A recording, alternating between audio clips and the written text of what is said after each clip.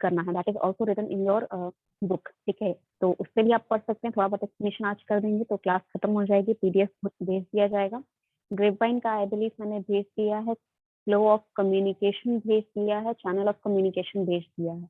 और एक major topic आपका रह जाता है, there is one more topic, last का 2 टॉपिक या 1 टॉपिक बचता है जो आपकी बुक है, ठीक है। उसमें देखिएगा लास्ट का 2 छोटे छोटे टॉपिक्स हैं, वो भी हम लोग डिस्कस कर लेंगे, उसके बाद यूनिट 3 हमारा कंप्लीट हो जाएगा, ठीक है। जो भी डाउट रहे just ask me in the classroom itself, या आप मुझे एक बार मैसेज कर दीजिएगा, मैं भले रिप्लाई ना करूं लेकिन मैं क्लास में डिस्कस कर लूंगी डाउट्स को, ठीक है। So there was this last topic, ठीक है, why the reasons why grapevine communication exist in organisation. क्या रीजन होता है कि ग्रेपवाइन कम्युनिकेशन एग्जिस्ट करता है? बिकॉज ऑफिशियली और unofficially grapevine is not a something that is necessary, ठीक है, ये जरूरी नहीं है, ठीक है, ये नेसेसिटी नहीं है, लेकिन फिर भी ऑर्गेनाइजेशन में, हर एक ऑर्गेनाइजेशन में एग्जिस्ट करता है, चाहे आपका ऑर्गेनाइजेशन कहीं का भी हो, किसी भी टाइप का हो, किसी भी फील्ड से रिलेटेड हो, ग्रेपवाइन कम्युनिकेशन हर ऑर्गेनाइजेशन में एग्जिस्ट करता है। तो क्यों एग्जिस्ट करता है, let's see. Communication through a grapevine is a matter of spontaneous feeling, some personal matters और other situation may cause these feelings, ठीक है। तो ये जो भी आपका ग्रेपवाइन कम्युनिकेशन रहता है, that is because of spontaneous feeling. Spontaneous feeling का मतलब ये होता है कि मान लीजिए कि आप एक दिन लेट आ गए, ठीक है, और लेट आने की वजह से आपको अपने बॉस से डांट खाना पड़ा। तो उस सिचुएशन में क्या होगा, आपको थोड़ा बहुत गुस्सा अपने बॉस पे आएगा, क्योंकि हो सकता है कि लेट आप अपने किसी रीजन से ना हुए हो, ट्रैफिक की वजह से लेट हो गए हो, या फिर किसी और की गलती की वजह से आप लेट हो गए हैं। तो उस सिचुएशन में ह्यूमन नेचर है कि आपको गुस्सा आना जायज होता है, लगता है, क्योंकि गलती आपकी नहीं है, ठीक है। तो आपको ऐसा लगता है कि मेरी गलती नहीं है तो मुझे क्यों डांट मिले या मुझे क्यों डांट खाना पड़े, दिस इज ह्यूमन नेचर। तो इस सारे सिचुएशन में जो स्पॉन्टेनियस मतलब at the time, at the moment आपकी जो भी फीलिंग्स रहती हैं, उन सभी से रिलेटेड ये कम्युनिकेशन आपको हेल्प करता है, ठीक है। आप जो भी फील कर रहे हैं, हो सकता है कि आपका कोई फ्रेंड हो जो आपके साथ काम करता हो, आप उनसे ये सारी चीजें बात कर ले तो आपका दिल हल्का हो जाता है, आप बाकी के काम में ध्यान दे सकते हैं। अदरवाइज दिन भर आप इसी चीज में लगे रहेंगे कि बिना वजह मुझे डांट खानी पड़ी, ठीक है। So let's take a look at other reason, ठीक है। The emotions of employees are one of the reason. Second is existing of a formal and peer group.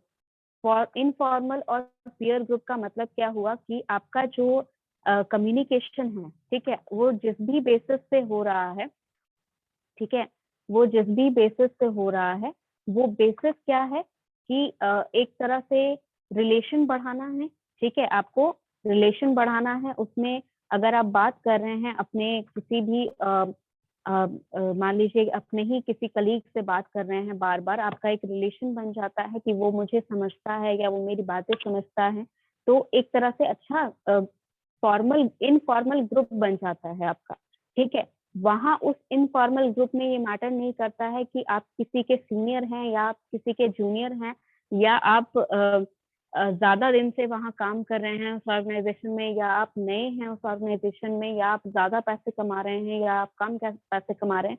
ये सारी चीजें जो फॉर्मल चीजें होती हैं वो मैटर नहीं करती हैं। एज अ फ्रेंड आपका वहां पर एक ग्रुप बन जाता है, ठीक है। एक्सेप्शनल इंफॉर्मेशन मतलब हो सकता है कि आपका एक फ्रेंड अगर एचआर में है, तो एचआर डिपार्टमेंट से रिलेटेड कुछ इन्फॉर्मेशन हो सकता है कि किसी और के पास ना हो लेकिन आपके पास रहती हो, बिकॉज वो आपसे आके बात करते होंगे जो भी एचआर डिपार्टमेंट से रिलेटेड है। तो एक्सेप्शनल इंफॉर्मेशन मतलब आप एक्सेप्शन हो जाते हैं कि आपके डिपार्टमेंट में या और किसी डिपार्टमेंट में उन लोगों को ये सारी इंफॉर्मेशन नहीं है, लेकिन आपके पास वो इंफॉर्मेशन है। अंडरस्टूड। जॉब इटसेल्फ यानी काम करने में भी आपको कुछ आसानी होती है। मान लीजिए कि कल को होके आपको कोई नया सॉफ्टवेयर डेवलप हुआ, ठीक है, आप अगर एक मैनेजर बन जाएंगे और मैनेजर के लिए स्पेसिफिकली एक सॉफ्टवेयर डेवलप हुआ, ठीक है, और आपने नई नई ज्वाइनिंग की है वहां पर, तो अगर आप फ्रेंड्स नहीं बनाएंगे, ग्रुप कम्युनिकेशन अगर आपका अच्छा नहीं है वहां पर, तो बहुत केसेस में होता क्या है कि आपकी फॉर्मल हेल्प जो आपकी की जाती है, ठीक है, एथिकली आपको कंपनी, अगर आप नए हैं तो कंपनी के तरफ से आपको यहाँ पर हेल्प मिलनी चाहिए, जो भी हेल्प आपको चाहिए, जो भी उनका इंटरनल कम्युनिकेशन है या इंटरनल एप्लीकेशंस हैं, उन सभी को यूज करने के लिए। बट अगर आपका ग्रेपवाइन कम्युनिकेशन अच्छा नहीं है, यानी कि आप एक फ्रेंडली कम्युनिकेशन नहीं बैठा पा रहे हैं अपने कलीग्स के साथ या अपने आसपास काम करने वाले किसी भी लोगों के साथ, तो उस सिचुएशन में क्या आता है कि आपका काम करने में बहुत दिक्कत होती है। Even if you are working for let's say 5 years in an organisation, ठीक है, और मान लीजिए किसी रीजन से आपका अपने किसी कलीग से झगड़ा हो जाता है या कोई भी आसपास काम करने वाले लोग से झगड़ा हो जाता है, तो वो आपके जॉब को बहुत ज्यादा इफेक्ट करता है, ठीक है। तो ग्रेपवाइन कम्युनिकेशन यानी कि आपका जो चेन ऑफ कम्युनिकेशन है वो बना रहे, इससे आपको हेल्प भी मिलती है काम करने में, ठीक है। और अगर ये कम्युनिकेशन जो है ये टूट जाए, डिस्टर्ब हो जाए किसी भी वजह से, अच्छे से नहीं हो रहा है, तो ये आपके लिए, ये आपके जॉब में हिंड्रेंस भी बन सकता है, ठीक है। आपके काम करने में थोड़ा सा हिंड्रेंस भी बन सकता है, ठीक है। कुछ नहीं तो कम से कम आपको ये लगेगा कि जॉब करने में हो सकता है कि आपको मन नहीं लगे क्योंकि कोई बात करने वाला नहीं रहेगा। जो एक फ्रेंड था उससे भी आपने झगड़ा कर लिया, ठीक है। तो ये सारी प्रॉब्लम्स जो होती हैं, these are basically related to your social and psychological issues, ठीक है। तो जॉब करने में आपको आसानी हो, ठीक है। आपको कभी भी किसी से हेल्प चाहिए, मान लीजिए कि आप 5 मिनट लेट हो रहे हैं, ठीक है, किसी मीटिंग के लिए, तो वहां पर आप अपने फ्रेंड को कॉल कर देंगे कि हम बस बिल्डिंग के नीचे खड़े हैं, जस्ट अगर कोई पूछ रहा है तो उसे बोल दो कि बस बिल्डिंग के नीचे हूँ, मैं बस आ ही रहा हूँ। तो ये जो एक सॉफ्टर कर देने वाला इश्यू होता है, मान लीजिए कि आप 5 मिनट लेट पहुंचते हैं बिना किसी के हेल्प के, तो आपको डांट खानी मिलेगी बॉस से। लेकिन आपका कोई फ्रेंड वहां प्रेजेंट है, वो कहेगा कि सर 5 मिनट बस है, वो नीचे गया है किसी काम से, 5 मिनट में बस आ रहा है। तो इस सिचुएशन में क्या होगा कि हो सकता है कि आपको डांट ना खाना पड़े, ठीक है, या हो सकता है कि कोई उनका ध्यान भटका दे। तो friends are always helping each other whether they get something from you और नॉट। तो फ्रेंडली रिलेशनशिप बनाना अपने कलीग्स के साथ बहुत इंपॉर्टेंट होता है आपके काम के लिए। Understood? Next thing, people of talkative nature and suspicious attitude. अगर कोई ऐसा इंसान है जो बहुत ज्यादा बातें करता है और उसे किसी ऑर्गेनाइजेशन में जाना पड़े काम करने, जहां पर उसके साथ जो बैठे हुए हैं या उसके साथ जो कलीग हैं, या उसका मान लीजिए कि कोई ऐसे पोजीशन पे है जहां उसका कोई कलीग नहीं है, वो अकेला उस पोजीशन पे अपहोल्ड कर रहा है, और या फिर उसके जो भी कलीग्स हैं वो उसके साथ काम नहीं करते हैं, वो किसी और प्रोजेक्ट पे काम करते हैं, वो किसी और चीज पे काम कर रहा है। तो इस सिचुएशन में जो टॉकेटिव नेचर के आदमी होते हैं, जो बहुत बातूनी आदमी होते हैं, या जो भी पर्सन होता है वो टॉकेटिव होता है, तो उनको काम में मन नहीं लगता है, ठीक है। उनको चाहिए होता है कि वो बातचीत करे, ठीक है। और कुछ लोगों का ऐसा नेचर रहता है कि वो बस अपने पास किसी को रखना चाहते हैं जो बात करता रहे, ताकि उन्हें बहुत ज्यादा बोलना ना पड़े और डिस्टर्बेंस क्रिएट ना हो। Give me a minute. तो इस सिचुएशन में क्या होता है, इस सिचुएशन में आपका जो यहाँ पर टॉकेटिव नेचर है, ठीक है, अगर आप टॉकेटिव नेचर के नहीं है तो हो सकता है कि आपको ये चीज डिस्टर्बेंस भी लगे कि अरे कितना बात करता है ये दो, ये इस तरह सा भी आपका सिचुएशन हो सकता है। हाँ, मैं समझा रही हूँ, ठीक है। मैं और एक्सप्लेन करूंगी इसमें। टॉकेटिव नेचर के जो लोग होते हैं, यानी कि वो लोग जिनको हमेशा बात करने की आदत रहती है, ठीक है, उनको अगर मान लीजिए कि कोई बात करने वाला नहीं मिलता है तो उनका काम में मन नहीं लगेगा, ठीक है, वो बहुत जल्दी बोर हो जाएंगे, या फिर वो काम छोड़ के कहीं और जाने का बहाना खोजेंगे। तो ये सारे उनके दिमाग में ये सारी चीजें आती रहती हैं, ठीक है।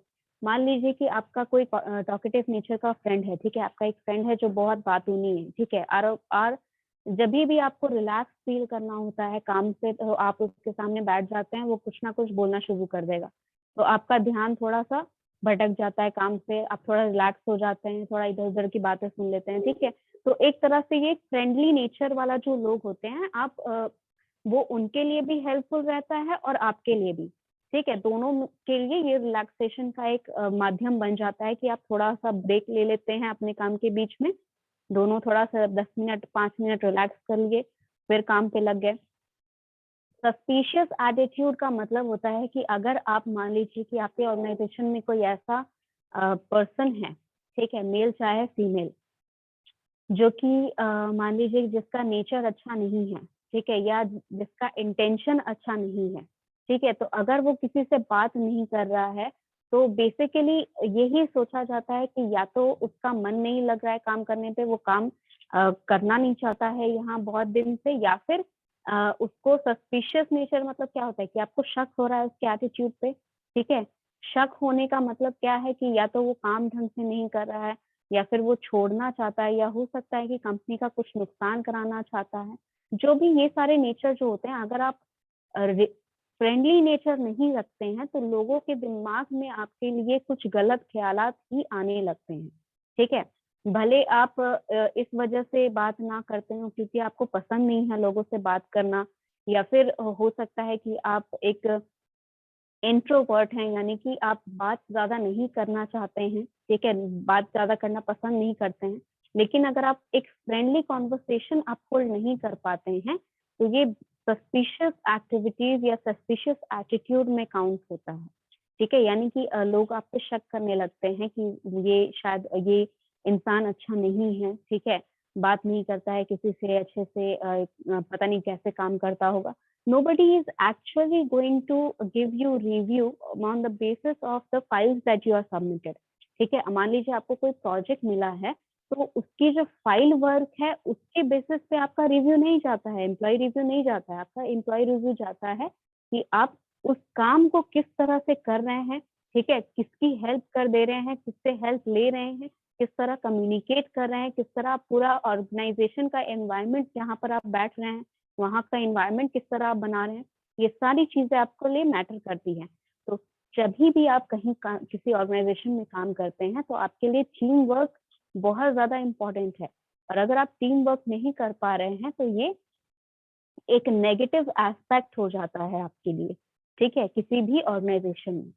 ये टॉपिक समझ में आ गया? एनी वर्स यहाँ तक, ऊपर से लेके यहाँ तक किसी को भी अगर कोई डाउट है तो ये देख के ना। Okay, next thing, organisational climate.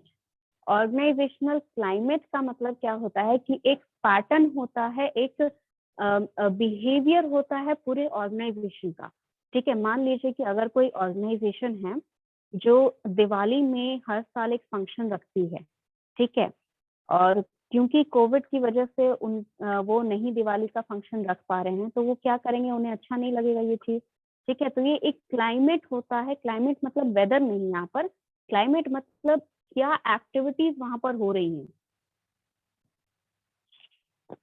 मतलब वहां पर किस तरह का इन्वायरमेंट है, ठीक है, किस तरह का आपका बिहेवियर है। मान लीजिए कि आपका एक ऑर्गेनाइजेशन है जहाँ पर जितने भी सीनियर्स हैं वो जूनियर से डायरेक्टली बात नहीं करते हैं। यस भास्कर।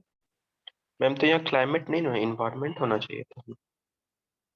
नहीं नहीं बच्चे, ये एक टर्मिनोलॉजी यूज हुआ है, ठीक है, यहाँ पर सिर्फ टर्म यूज हुआ है, इसका मीनिंग यहाँ पर एक्चुअल क्लाइमेट से नहीं, यहाँ पर उसके हर एक चीज, हर एक एस्पेक्ट से है कि किस तरह वहां पर लोग बिहेव करते हैं, कल्चर क्या है आपके ऑर्गेनाइजेशन का, ठीक है, वो ये बताना चाहता है। कल्चर मतलब कि किस तरह आपका वहां पर काम होता है, ठीक है। जैसे कि मैंने कहा कि एक ऑर्गेनाइजेशन है जहाँ पर जितने भी सीनियर मैनेजर्स हैं वो सबॉर्डिनेट से डायरेक्टली बात नहीं करते हैं, वो या तो नोटिस बोर्ड पे कुछ लगा देंगे, या फिर किसी के थ्रू ये बात पहुंचा देंगे उनको, जिनको जिस सबॉर्डिनेट को बात करनी होती है। तो इस सिचुएशन में क्या होता है कि इम्पर्सनल हो जाते हैं लोग, ठीक है, कि वो तो डायरेक्टली बात भी नहीं करते हैं। अगर कोई मिस्टेक हो जाए या फिर कोई भी मिसअंडरस्टैंडिंग हो जाए, तो उसे क्लियर नहीं कर पाएगा वहां पर कोई, क्योंकि बात नहीं हो रही है दोनों के बीच में, जो सबॉर्डिनेट्स हैं और जो सीनियर मैनेजर्स हैं उनके बीच में डायरेक्ट बात नहीं हो रही है। तो इसमें मान लीजिए कि बीच का जो जूनियर मैनेजर है उसने कुछ घपला कर दिया दोनों तरफ से, तो मैनेजर्स को ये लगेगा कि सबॉर्डिनेट काम नहीं कर रहे हैं, सबॉर्डिनेट्स को ये लगेगा कि मैनेजर सपोर्ट नहीं करता है हमें, तो इस तरह का मिसअंडरस्टैंडिंग क्रिएट हो जाता है। तो क्लाइमेट यानी कि कल्चर हमें किस टाइप का ऑर्गेनाइजेशन में चाहिए कि जहां पर आप कितने भी बड़े पोजीशन में हो, आप सबॉर्डिनेट से बात करने में घमंड ना फील करें, ठीक है। आप सीनियर हैं तो आपको जितने भी जूनियर्स हैं उनकी प्रॉब्लम डायरेक्टली सुनने में क्या प्रॉब्लम है, एक बार सुन लीजिए कि क्या दिक्कत हो रही है उस पर्सन को। जो सबॉर्डिनेट्स हैं उन्हें डर नहीं लगना चाहिए कि अगर मैं सीनियर से बात करता हूँ तो पता नहीं वो किस बात को लेके बुरा मान जाएं या किस बात को लेके मेरे पीछे नहीं पड़ जाएं, कहीं मुझे नौकरी से नहीं निकाल दिया जाए क्योंकि मैंने कुछ गलत बोल दिया उनके सामने।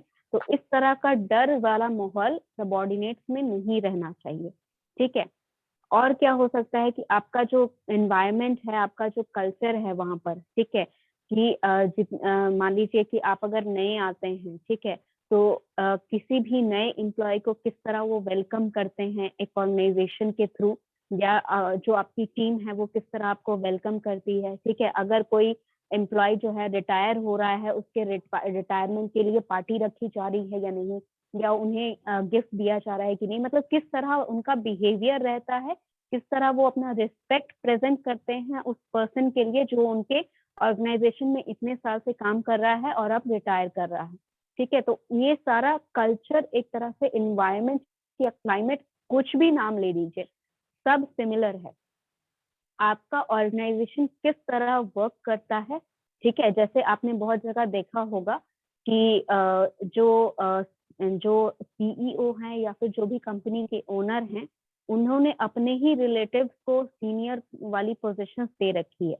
तो उस सिचुएशन में क्या होता है कि अगर कोई सबॉर्डिनेट किसी सीनियर का कंप्लेन लेके जाए सीईओ के पास, तो वो तो उनकी बात ही नहीं सुनेंगे क्योंकि वो उनके फैमिली रिलेटिव्स हैं, ठीक है। उन्हें लगेगा कि नहीं, मेरा फैमिली रिलेटिव है, वो कैसे गलत कोई काम कर सकता है, अगर किया है तो वो उसके ऊपर कोई स्ट्रिक्ट एक्शन नहीं ले सकते हैं, ठीक है।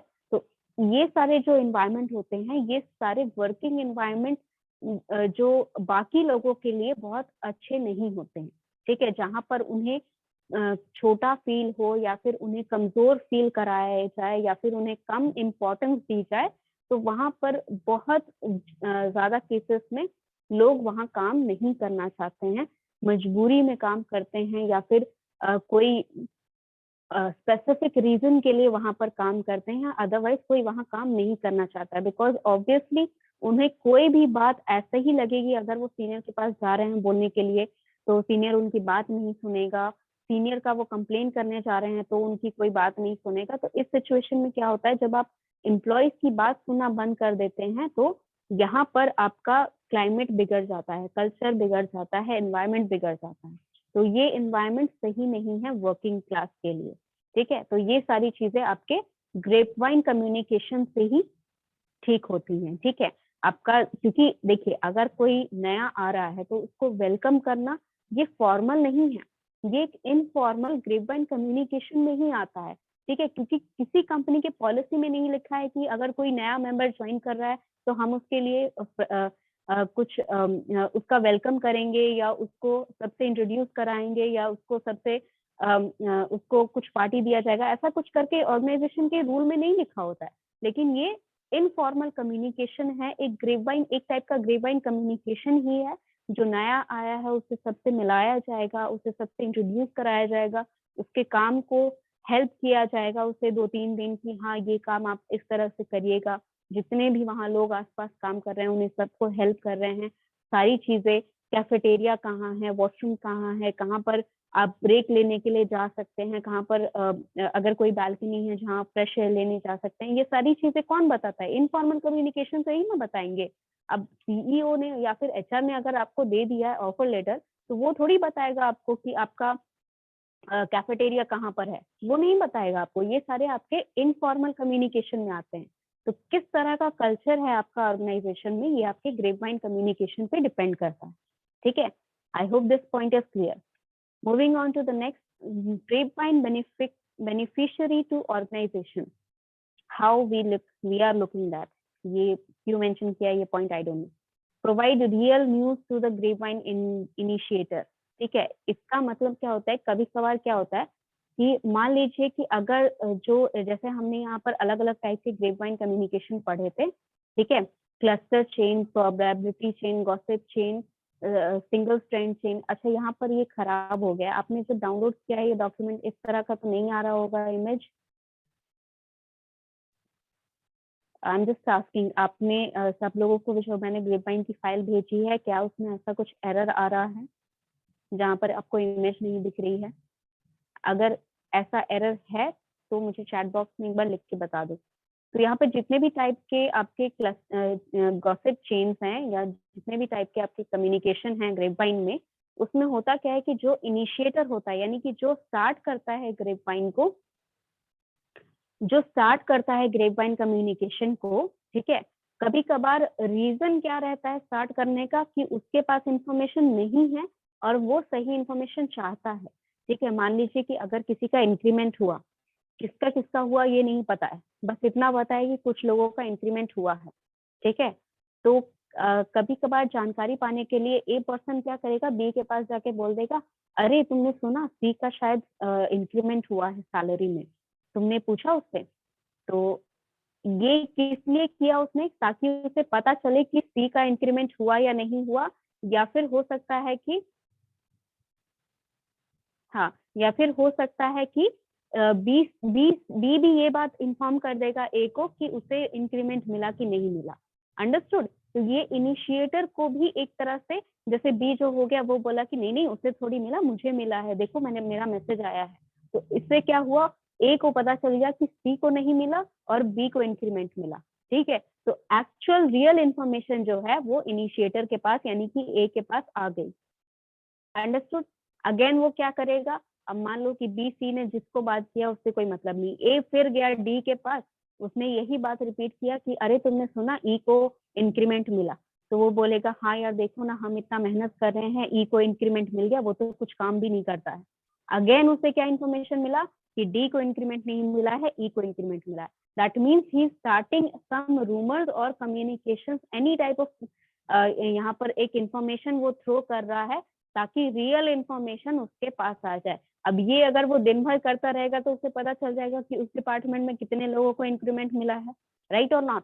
तो ये एक इनिशिएटर होता है, ये एक प्रॉफिट होता है ग्रेपवाइन कम्युनिकेशन का, कि जो रियल इनिशिएटर है, जो बंदा ग्रेपवाइन स्टार्ट कर रहा है, वो कभी कभी इस रीजन से भी करता है ताकि रियल जो न्यूज है, जो असलियत वाली न्यूज है, सही न्यूज है, वो उसके पास वापस आ जाए। अंडरस्टूड?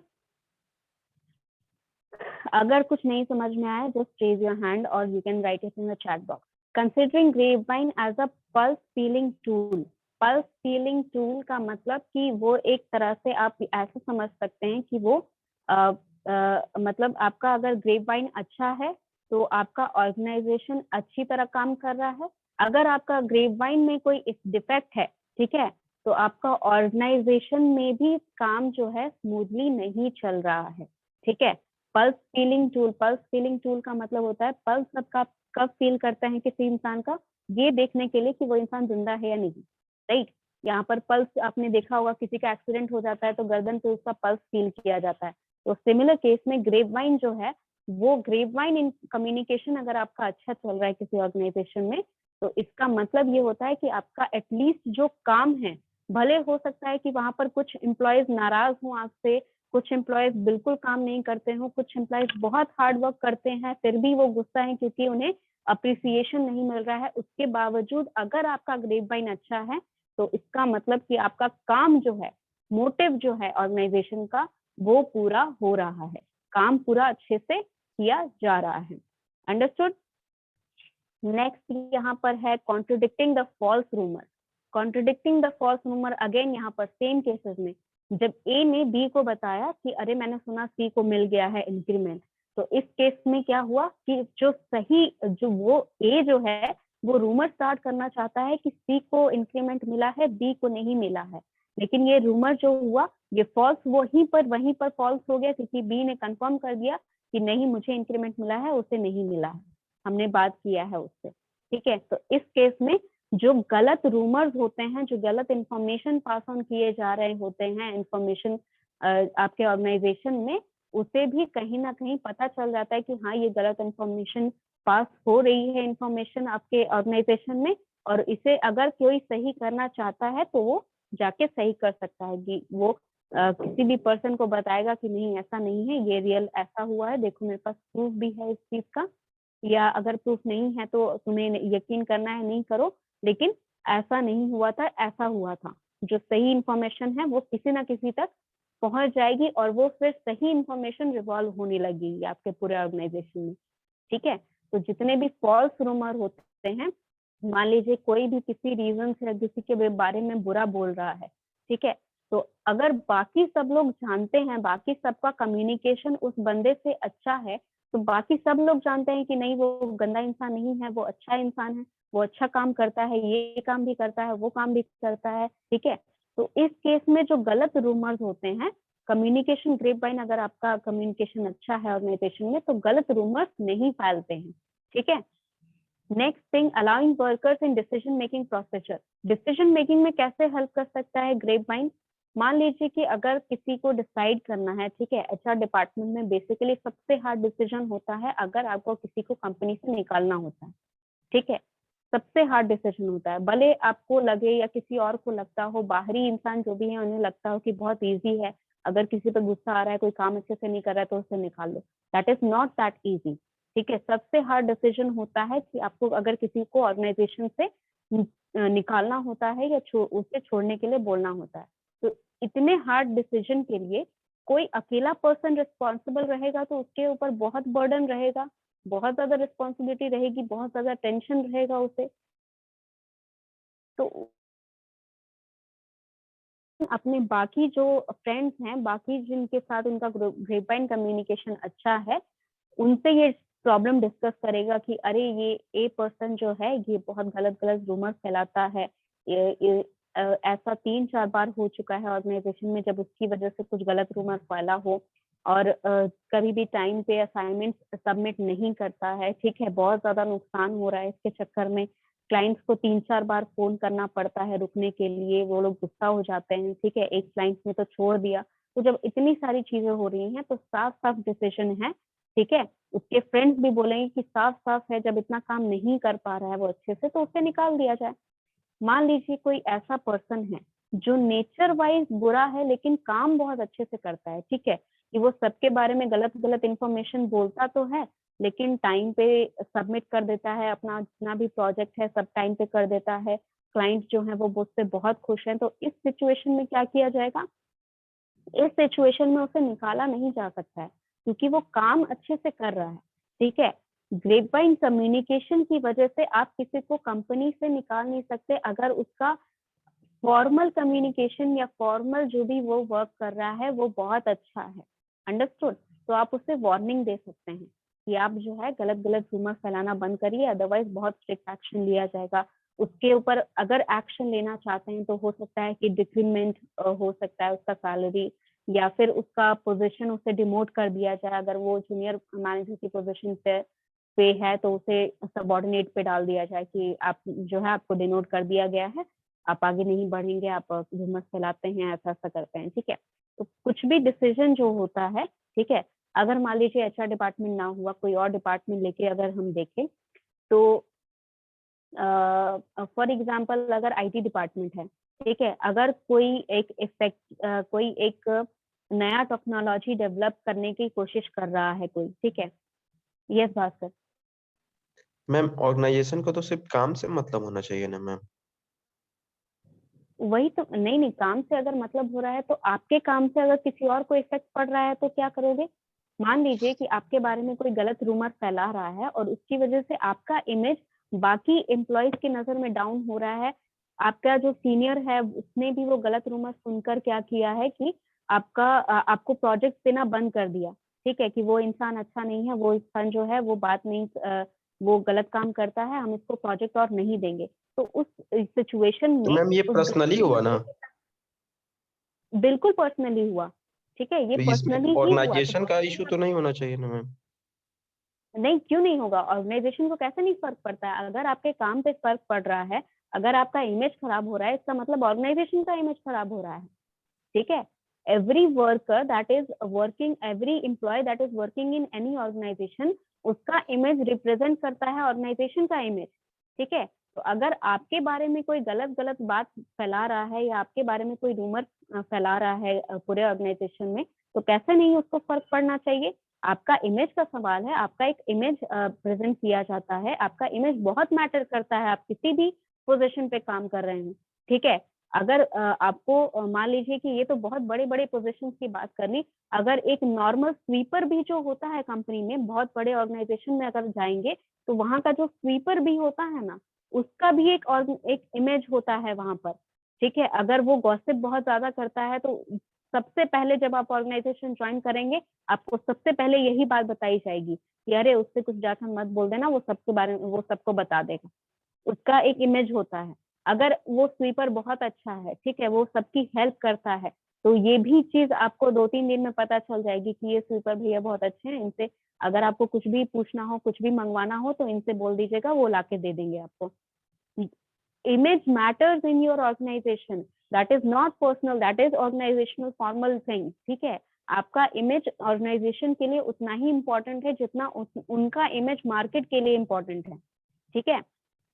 तो अगर आपके इमेज के ऊपर कोई हार्म कर रहा है, अगर आपके पर्सनल व्यू को बार बार फैलाया जा रहा है या आपके पर्सनल चीजों को बार बार ऑर्गेनाइजेशन में रखा जा रहा है गलत व्यू के साथ, तो वो सारी चीजें मैटर करती हैं ऑर्गेनाइजेशन के लिए, और इसके लिए वो स्ट्रिक्ट एक्शन लेगा।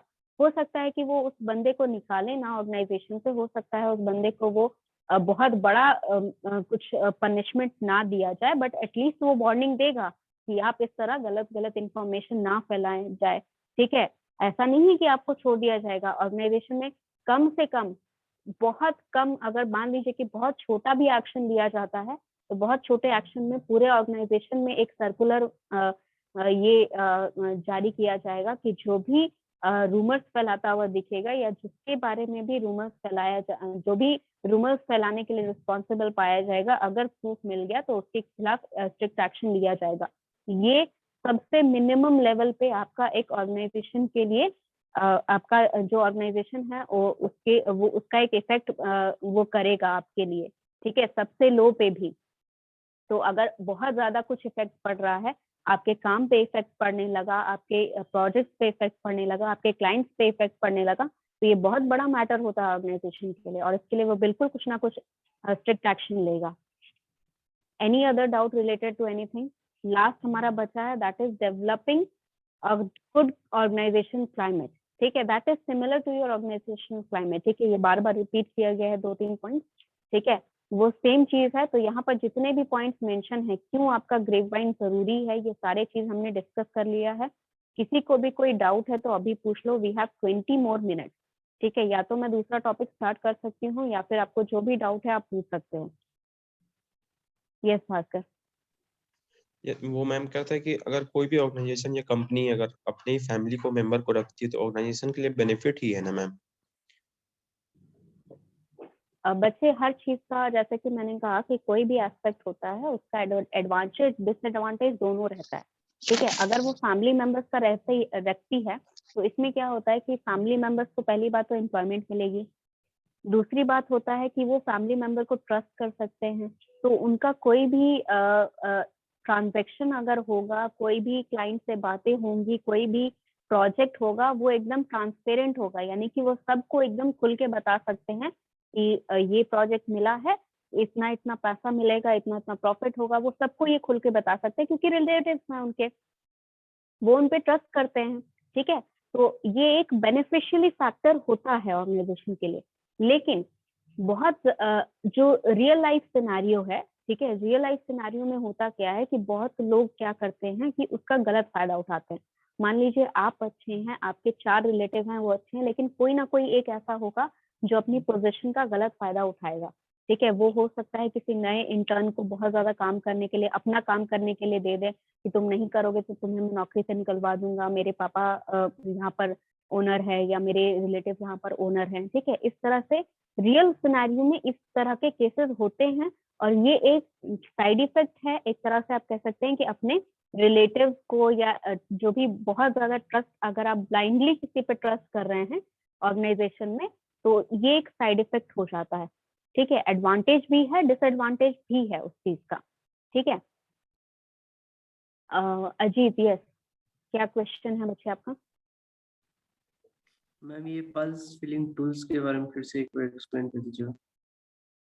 पल्स फीलिंग टूल का मतलब होता है पल्स आप जैसे ह्यूमन बीइंग में कब पल्स आप फील करते हैं ये देखने के लिए कि वो हेल्दी है या फिर जिंदा है या नहीं, ठीक है। जब आप डॉक्टर के पास जाते हैं तो वो सबसे पहले आपका पल्स फील करता है कि आप कितने हेल्दी हैं, आपका बीमारी क्या है।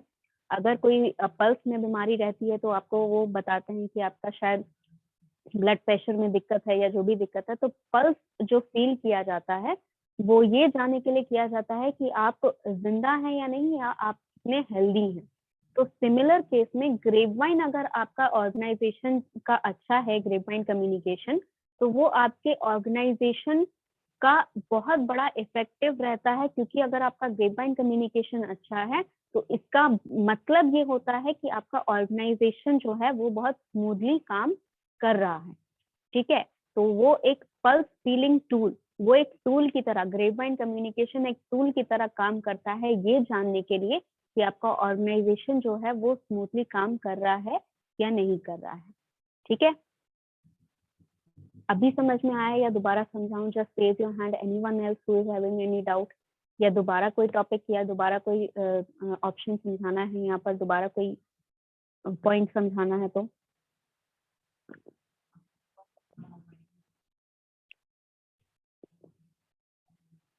Okay, since no one is raising hand and we still have a lot of time, so let me share another screen, ठीक है। नया टॉपिक जो है उसको थोड़ा स्टार्ट कर ही देते हैं।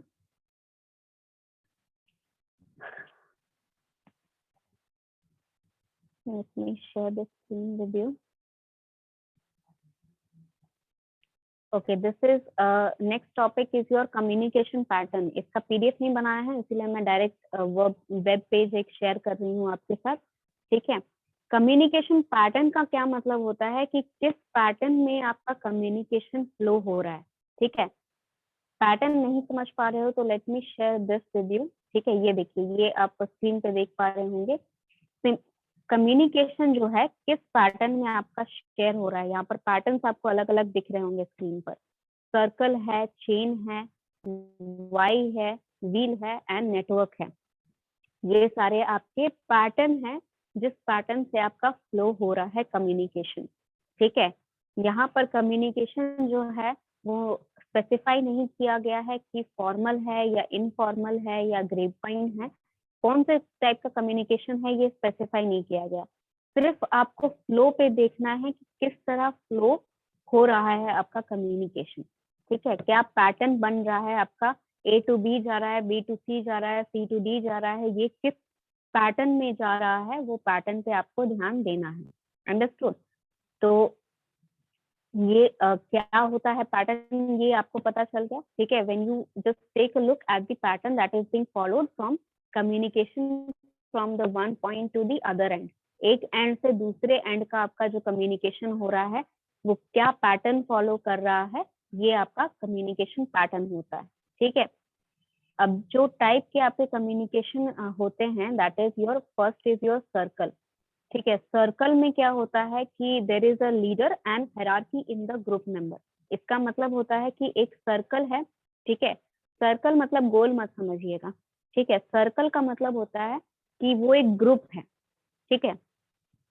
ग्रुप इन द सेंस कि वहां पर एक लीडर है, ठीक है। फिर उसका राइट हैंड है, एक लेफ्ट हैंड है जिसको वो बहुत ज्यादा ट्रस्ट करता है उन दोनों लोग को, और बाकी के जो मेंबर हैं वो उन्हें फॉलो करते हैं। जो लीडर है या उनके जो ट्रस्टेड मेंबर है उनको वो फॉलो करते हैं। तो इस टाइप का आपका एक ग्रुप हो जाता है, ठीक है। तो यहाँ पर क्या होता है कि मान लीजिए कि जो भी डायरेक्शन दिए जाते हैं, जो भी कम्युनिकेशन होता है वो इन सभी में एक साथ किया जाता है, ठीक है। जो लीडर होता है वो उन सभी के लिए वो सबऑर्डिनेट से कम्युनिकेट करेगा, ठीक है। और वो जो सबऑर्डिनेट्स हैं, ठीक है, वो बाकी मेंबर से या उनसे लोएस्ट मेंबर से डायरेक्टली नहीं बात करते हैं, ठीक है। Let me explain it carefully. इसका मतलब क्या होता है, मान लीजिए यहाँ पर 5 मेंबर की ग्रुप है, ठीक है, जिस तरह मैं एक्सप्लेन कर रही हूँ उसे सुनने का कोशिश करिए। 5 मेंबर की ग्रुप है, उसमें एक आपका लीडर है, ठीक है। ABCDE ले लेते हैं फिर से। तो ABCDE में आपका A जो है वो लीडर है, ठीक है। अब B जो है वो उसका एक तरह से सेक्रेटरी है, मतलब पोजीशन में नहीं हो सकता है, लेकिन जरूरी नहीं है कि पोजीशन में हो, लेकिन A जो है वो B को ट्रस्ट करता है, वो सारा काम उसे दे देता है जो भी उसे बोलना होता है, और CDE से वो डायरेक्टली बात नहीं करता है, ठीक है। जो A है वो CDB से डायरेक्टली बात नहीं करता है। अगर उसको कोई बात करनी होती है तो वो B से जाके बोलता है, और B जाके CDE से बोलेगा कि क्या काम करना है, किस तरह करना है, वो सारा कम्युनिकेशन उस तरह से होगा। अगर CDE जो है उसको कोई डाउट है या उसको कोई प्रॉब्लम है जो उसे A से बात करनी है किसी भी प्रॉब्लम के लिए, तो वो पहले B से जाके बोलेगा कि मुझे ये प्रॉब्लम है, तो आप जाके पूछिए कि क्या मैं उससे बात कर सकता हूँ। अगर वो अलाउ करते हैं, लीडर जो है वो अलाउ करता है बात करना, तभी आपका डायरेक्ट कम्युनिकेशन होगा। अदरवाइज बी सारे प्रॉब्लम्स लेके जाएगा ए के पास, और ए फिर उनका सोल्यूशन बी को बताएगा, बी उनका सोल्यूशन बी उनका सोल्यूशन फिर से CDE को जाके बताएगा। मतलब यहाँ डायरेक्ट कम्युनिकेशन सभी के बीच में कभी कभार होता है, हमेशा नहीं, ठीक है।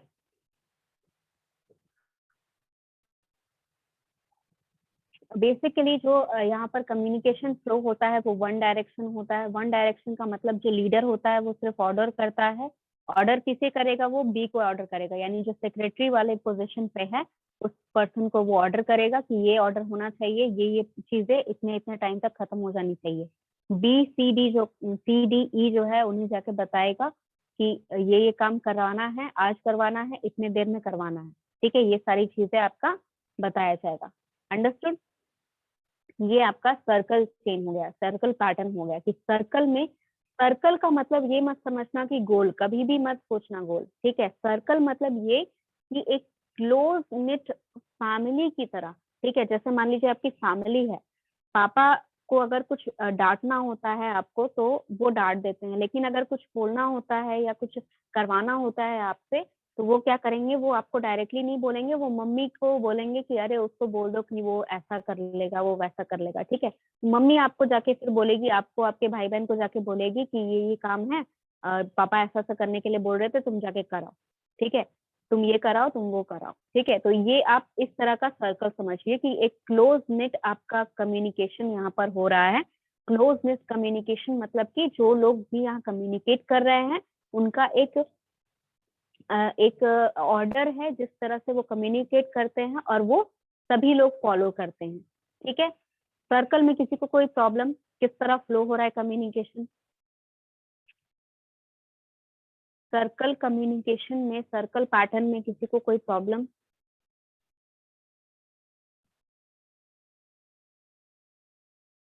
Okay, since nobody is saying something, I am thinking कि सर्कल पैटर्न सबको समझ में आ गया। चेन में क्या होता है कि चेन कम्युनिकेशन, आपको पता है कि चेन कम्युनिकेशन 1 से 2 की तरफ जाता है, ठीक है। जैसे हमने सिंगल स्ट्रैंड वहां पर पढ़ा था गॉसिप में, ठीक है। गॉसिप में या ग्रेपवाइन कम्युनिकेशन में हमने सिंगल स्ट्रैंड पढ़ा था, तो उसी तरह हमारा चेन कम्युनिकेशन होता है कि पीछे की तरफ नहीं आता है, सिर्फ आगे की तरफ बढ़ते रहता है। मतलब एक ही फ्लो में कम्युनिकेशन होगा और 1 बाय 1 कम्युनिकेशन होते जा रहा है, ठीक है। भले वो ऊपर से नीचे हो रहा हो, ठीक है, नीचे से ऊपर हो रहा हो या फिर हॉरिजॉन्टल हो रहा हो। कम्युनिकेशन ए से बी, बी से ए नहीं जाएगा, ए से बी, बी से सी, सी से डी, इस तरह चेन वाइज होता रहेगा कम्युनिकेशन, चाहे हॉरिजॉन्टल हो, चाहे टॉप टू बॉटम हो या बॉटम टू टॉप, यानी कि वर्टिकल हॉरिजॉन्टल दोनों ही कम्युनिकेशन पॉसिबल है, लेकिन एक ही फ्लो में जाएगा, ठीक है। एक ही फ्लो में मतलब अगर एक बार ए ने बी से कुछ कहा तो फिर वो बी जो है वो सी से कहेगा, सी डी से कहेगा, डी ई से कहेगा, ठीक है। अगर वापस आना होगा तो वो पूरा चेन जब खत्म हो जाएगा तब वो वहां से वापस आएगा ये कम्युनिकेशन। मान लीजिए टॉप से बॉटम या बॉटम से टॉप लेवल अगर कम्युनिकेशन होता है, तो अगर सीईओ ने कुछ ऑर्डर जारी किया तो वो किसी ऑर्डर जारी करेगा, वो करेगा वो ऑर्डर देगा HOD sorry head of departments को, ठीक है। हेड ऑफ डिपार्टमेंट्स देंगे मैनेजर्स को, मैनेजर्स बताएगा सबऑर्डिनेट को कि क्या काम करना है। अब मान लो कि सबऑर्डिनेट्स ने कहा कि इस परेशानी हमें इस काम करने में ये परेशानी आ रही है, तो जो भी प्रॉब्लम है वो सबऑर्डिनेट किसको बताएंगे, मैनेजर को बताएंगे। फिर मैनेजर जो है ये प्रॉब्लम अगर सॉल्व कर पाए अपने में तो वो सॉल्व हो जाएगी वहीं पे प्रॉब्लम। मान लीजिए मैनेजर नहीं सॉल्व कर पा रहे हैं तो वो किसको बताएंगे, हेड ऑफ डिपार्टमेंट को। फिर हेड ऑफ डिपार्टमेंट आपस में ट्राई करेंगे सॉल्व करने का, मान लीजिए वो भी नहीं कर पाए तो फिर हेड ऑफ डिपार्टमेंट जाएंगे सीईओ के पास कि सर ये दिक्कत आ रही है, मैम ये दिक्कत आ रही है, इसको किस तरह से प्रॉब्लम को सॉल्व किया जाए। फिर वो सोल्यूशन बताएगा, फिर से यहाँ top to bottom communication start होगा। तो इसी तरह आपका कम्युनिकेशन जो है पैटर्न चलता है चेन में, ठीक है। एक साइड से एक ही बार में पूरा फ्लो खत्म होगा, उसके बाद दोबारा फिर दूसरा तरफ से फ्लो शुरू होगा। अगर एक बार मान लीजिए कि एचओडीज ने मैनेजर्स को कुछ बता दिया तो मैनेजर्स एचओडीज के पास तब तक नहीं जाएंगे जब तक मैनेजर्स पूरा कम्युनिकेशन सबऑर्डिनेट्स को कर नहीं देते हैं। सबऑर्डिनेट्स अगर कुछ प्रॉब्लम बता रहा है तो वो सीधे एचओडीज के पास नहीं जाएंगे, वो मैनेजर्स से ही कम्युनिकेट करेंगे। यानी कि इमीडिएट नेबर्स जो हैं, इमीडिएट लेवल ऑफ जो सीनियर और जूनियर हैं, उन्हीं से कम्युनिकेशन आपका पॉसिबल है। सीईओ कभी भी सबऑर्डिनेट से कम्युनिकेशन नहीं करेंगे चेन पैटर्न में, ठीक है। उनका कम्युनिकेशन हमेशा एचओडी लेवल तक ही होगा, ठीक है, हेड ऑफ डिपार्टमेंट लेवल तक ही होगा। I hope you are able to understand. यहाँ पर कुछ भी नहीं ऐसा है जो पहले नहीं समझाया गया है, ठीक है। सिर्फ यहाँ पर पैटर्न बताया जा रहा है, किस पैटर्न में फ्लो हो रहा है।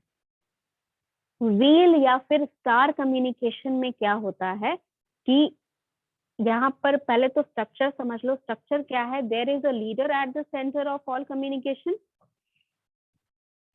All other members that stand at the same level in the structure, ठीक है। मतलब यहाँ पर जो लीडर है वो, मान लीजिए कि ये प्लेन है आपका कम्युनिकेशन का, ये प्लेन है आपका कम्युनिकेशन का, यहाँ पर अगर लीडर है तो इसके आसपास स्ट्रक्चर फॉर्म होगा।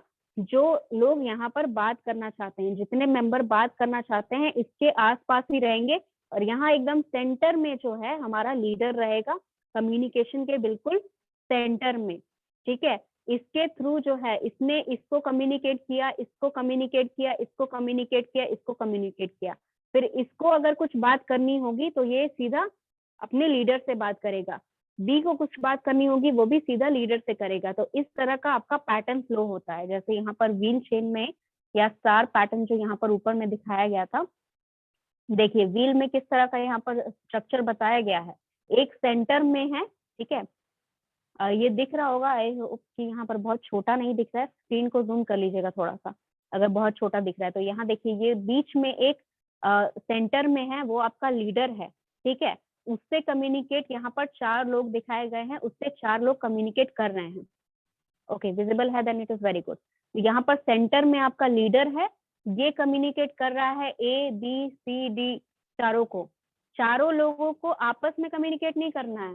4 जो लोग हैं, अगर ए को कुछ कम्युनिकेशन करना है तो वो फिर से लीडर को करेगा, बी को कुछ कम्युनिकेशन करना है तो वो फिर से लीडर को करेगा। तो यहाँ पर कम्युनिकेशन फ्लो जो है वो आपस में नहीं हो रहा है, सिर्फ leader to subordinate, subordinate to leader, ठीक है। मतलब इस तरह समझ लीजिए कि यहाँ पर आपका लीडर है अगर एक, ठीक है, ये आपका सेंटर में लीडर है और ये 5 आपके सबऑर्डिनेट्स हैं। तो ये जो सेंटर वाला लीडर है यही 5 से कम्युनिकेट करेगा, और ये जो 5 लोग हैं ये सिर्फ लीडर से ही कम्युनिकेट करेंगे, या आपस में कम्युनिकेट नहीं करेंगे।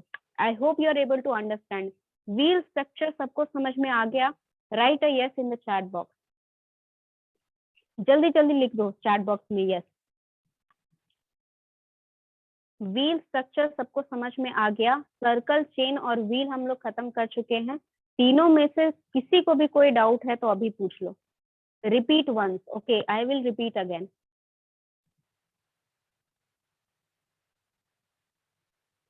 अच्छा ठीक है, तो ये हम रिपीट एक बार कर देती हूँ मैं फिर से व्हील स्ट्रक्चर को। व्हील स्ट्रक्चर को अगर मैं रिपीट करूँ तो व्हील स्ट्रक्चर में अगर मान लीजिए कि 4 या 5 मेंबर हैं, ठीक है, 5 मेंबर हम लेते हैं, ABCD 5 मेंबर है और इनका लीडर है L, ठीक है, L इनका लीडर है।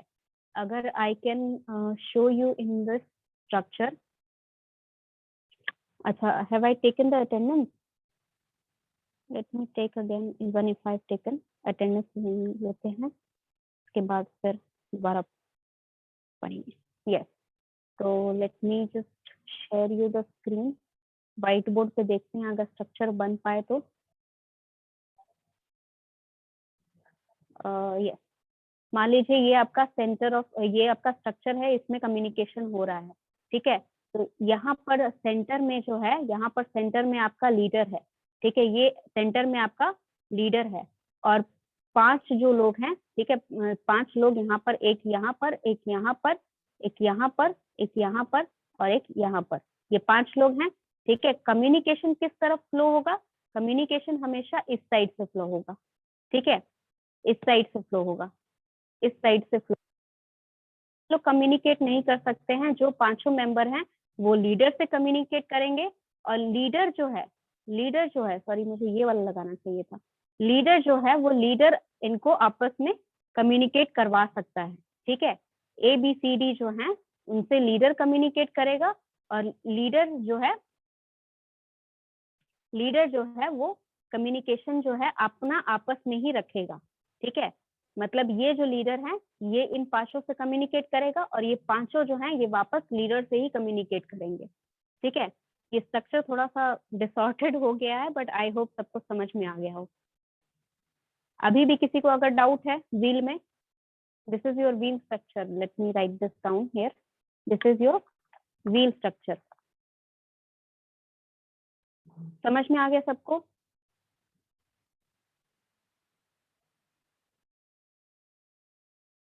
ओके, सब क्लियर हो गया है, then time is also up. तो बाकी के जो 2 नेटवर्क हैं, that is your YN network, उसको नेक्स्ट क्लास कर लेंगे। यस भास्कर। मैम थोड़ा PDF छोटा करिएगा मैम, बहुत बड़ा बड़ा रहता है मैम। बच्चे तो उसमें इंफॉर्मेशन जो रहती है वो सब आपको लिखना जरूरी है ना। मैं तो 1 लाइन 2 लाइन में समझा देती हूँ आपको, क्योंकि इम्पोर्टेंट समझना है आपको, लेकिन वहाँ आंसर लिखने के लिए आपको वर्ड्स चाहिए, ठीक है। मैम मान लो अभी कि ये एक क्वेश्चन आएगा कि पिछला वाला नहीं कम्युनिकेशन अगर जो मान बताए, लीजिए, नहीं देखो, जो आपको आएगा क्वेश्चन लिखने के लिए ना, मान लो अगर आएगा टाइप ऑफ या पैटर्न ऑफ लिखने के लिए, तो ये 10 नंबर का आ गया, तो मैं अगर आपको लिखने के लिए कुछ दूंगी ही नहीं, तो आप कहाँ से लिखोगे फिर, ठीक है। मैं आपको इतना इसलिए दे रही हूँ ताकि आप कुछ भी भूल जाओ तो कम से कम 6 नंबर 7 नंबर का लिख के आओगे, ठीक है। वो जितना भी मैंने दिया है आपको वो पूरा आप पढ़ोगे, तो उसमें क्या होगा, बच्चे मुझे नहीं पता ऑनलाइन होगा ऑफलाइन होगा, जैसे भी होगा आपको बस, जो अगर ऑफलाइन होगा तो इतना समझना कि आपका बेसिकली, हाँ ऑनलाइन होगा तो बेसिकली आपका MCQs ही आएगा, ठीक है। तो MCQs के लिए आपको बेसिक बस स्ट्रक्चर समझना है, जितना मैंने समझाया वो समझा लीजिएगा। लिखने वाला अगर कुछ आता भी है तो बहुत ज्यादा नहीं आएगा, ठीक है। यस भास्कर बोलो। मैम केस स्टडी क्या है मैम, कुछ क्लियर नहीं आ रहा है। केस स्टडी, अच्छा इसका डिस्कशन ना ऐसा करते हैं, नेक्स्ट क्लास करते हैं, क्योंकि टाइम बहुत हो गया और मेरा नेक्स्ट क्लास है, ठीक है। केस स्टडी बहुत बड़ा चीज है, तो उसको 2 मिनट 3 मिनट में नहीं समझा पाएंगे, उसको नेक्स्ट क्लास से मैं पढ़ाऊंगी। यस नैन्सी, क्या दिक्कत है? मैम सेम केस स्टडी के बारे में पूछना था। अच्छा ठीक है, तो मुझे नेक्स्ट क्लास ना पहले ही क्लास के स्टार्टिंग में ही याद दिला देना, तो मैं उसको एक्सप्लेन करने के बाद फिर पैटर्न पे चलेंगे, ठीक है। यस मैम, क्योंकि उसमें मेंशन किया हुआ है कि 5 क्वेश्चन केस स्टडी से ही आएगा। ठीक है, तो मैं आपको फिर केस स्टडी भी पढ़ा दूंगी, केस स्टडी के क्वेश्चंस भी करवा दूंगी 4-5, ठीक है। Okay ma'am, thank you. Okay चलिए, then let's meet in the next class, ठीक है।